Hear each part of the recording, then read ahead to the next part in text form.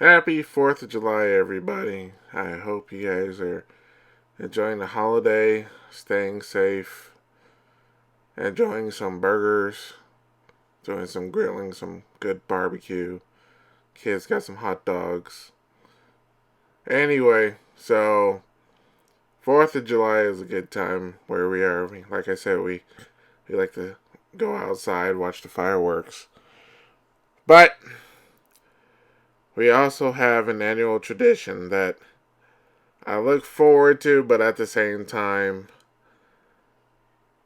it's it's kind of a bittersweet tradition. So what am I talking about?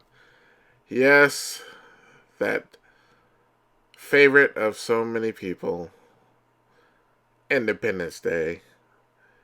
Yes, that incredibly fun movie starring Jeff Goldblum, Will Smith, Bill Pullman, and a slew of others.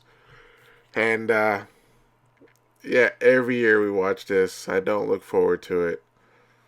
Well, actually, I'll take that back. I am not a fan of the movie, but it's become such a joke in this house that how much I don't like it because the rest of my family does like it, and so we watch this every year. And for some reason, every year I find a new reason not to like it.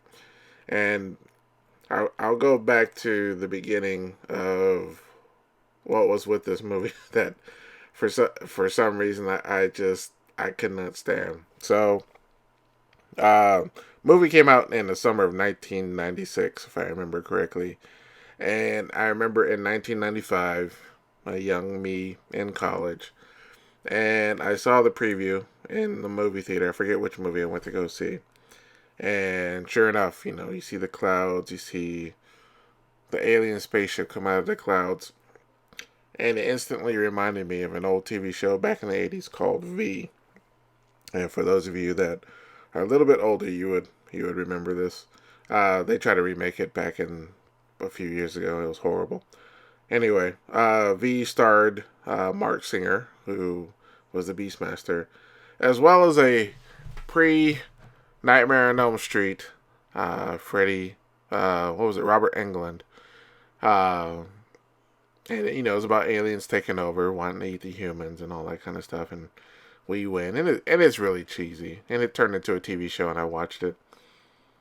So anyway, so when I saw the preview for Independence Day, I immediately thought of V, and I got really excited. It looked like a whole lot of fun, and sure enough, it says coming out July 3rd or 2nd or whatever in 1996.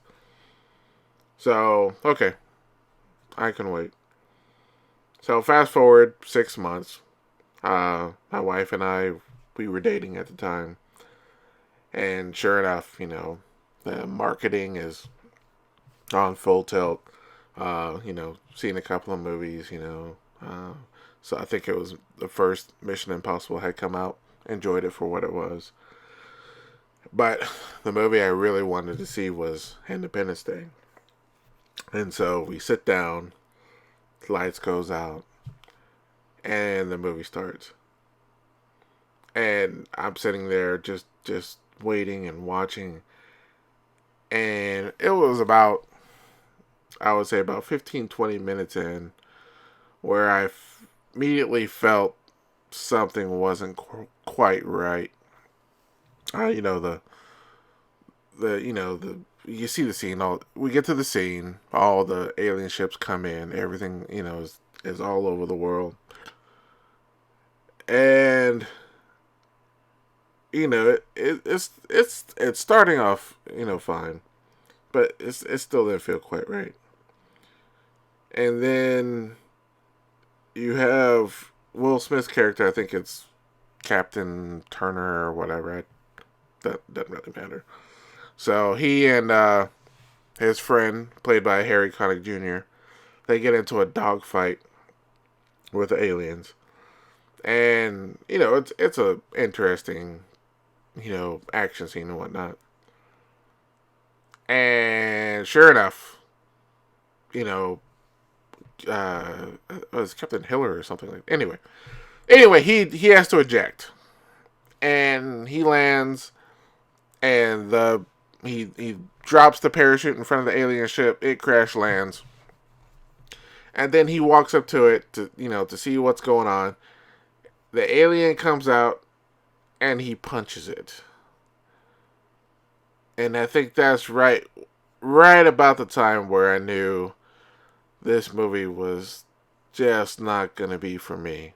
Um, we see all the explosions, we see all the cities blow up, and I'm like, okay, all right, that's fine.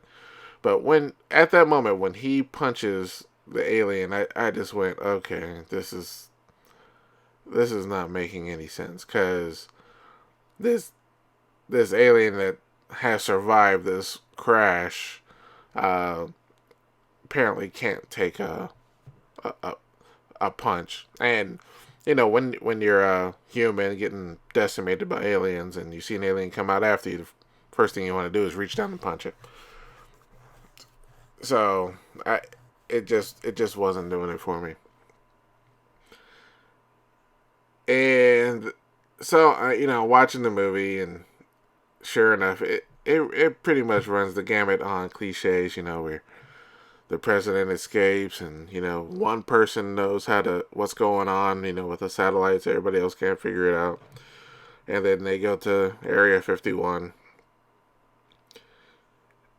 and everybody's trying to figure out what's going on, and they find out the alien ships have these indestructible shields, and they try to use a nuclear blast, and the shields are what they're able to withstand it. And the nerd played by Jeff Goldblum, who's the only guy in the world who can figure anything out, he comes with the most brilliant, and I'm saying this incredibly sarcastically, of course, brilliant of solutions against aliens. He decides to upload a virus onto the alien mothership. Now, I'm not a computer guru. I've grown up with computers most of my entire life. I've dabbled into some programming. I took computer science courses in college, so I'm pretty much right out of college. I'm a bit of a geek, and my brain is firing off probably at a higher level than it is now. But this show was trying to convince me that these aliens that live gazillion miles away and have the ability to go all around the universe and come to Earth, somehow their computers are compatible with ours. And lo and behold, what Jeff Goldblum was using, he was using a Mac. Okay, and it was highly publicized in the marketing that he was using a Mac. Okay, so basically, Apple technology was alien technology. This is what they were telling us. Okay, we can't have a Mac and a PC be compatible. Okay, but a Mac and alien technology works perfectly fine. No issues. Alright? Just let that sink in. Oh my word.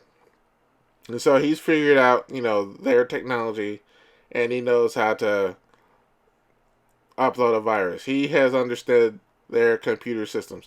Now, remember, he figures this out using an alien ship that was found in the 60s during Roswell, New Mexico. Okay? So the technology that he is basing his work off of is decades old. So the aliens that showed up had never performed an upgrade, that wasn't working off of a new OS or anything. Anybody that has a computer now knows that you upgrade your OS upgrades just about every 6 months, especially if you have a Mac. There's always an upgrade, and if you have a Windows, you get security updates every 15 minutes, just about. But no, these aliens went 40 years or 30 years without a single software update. Oh my word. It hurts my head every time he goes, oh yeah, I figured it out, and I'm gonna upload a virus to it.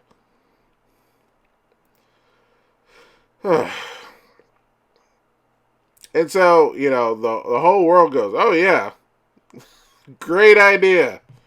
Let's let's let's let's do this. Because, virus. Okay. And granted, this is at the very, very beginning of internet technology. So anything faster than 14.4K baud, if you had a 56K baud modem, you were considered high living back then. Okay? When that 2 meg picture took, half an hour to show up on your screen, only for it to fail during the last seconds. You guys who had to deal with this back then, you know what I'm talking about. Okay? All you young guys out here with all this, ether bits and AT&T fibers and Comcast whatever, and you click on a video and you get, a gazillion bytes in a matter of 2 seconds. Yeah, we didn't have that back in the 90s. All we had was a couple of bytes. You clicked on a little movie file. It took 2 hours to download. It took like 2 inches of your screen, and half the time it didn't work. Actually, 90% of the time it didn't work. But anyway, this guy's going to upload a virus to the mothership. Oh, my word. So anyway, so they go up and fly up, into the mothership and somehow successfully upload this virus, and then, they're able to disable the shields, and the rest goes from there. But golly, this movie, every time I watch it, my head hurts. It's just, it's beyond bad. And this movie is, don't get me wrong, there's quite a few bad movies out there I like to watch. Okay. And like I said, every year we watch this, and every year I give out the same complaints, and my family just laughs at me, and they go, "That is just a movie." I get it. Oh, it's awful. It's awful. So, but we watch it. We enjoy it for what it is. I enjoy it for its cheekiness. And then, of course, 20 years later, they came out with whatever, Independence Day Resurgence, which I've only seen one time, and I fell asleep on it in the theater. So I can't even tell you what the hell happened in that movie. Maybe one day I'll watch it. And I've heard even those that like the first movie cannot stand the second one. So this year might be a double feature. Who knows?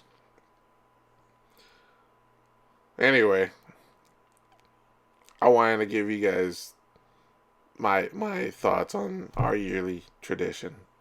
And I have it right here. I have the Blu-ray of Independence Day sitting right here next to me. And today, we will sit down this afternoon and pop it in and watch it. And then after that, we'll step outside and hopefully watch some fireworks while maintaining a safe social distancing with the rest of our fellow Americans. Anyway, I wanted to get your guys' thoughts on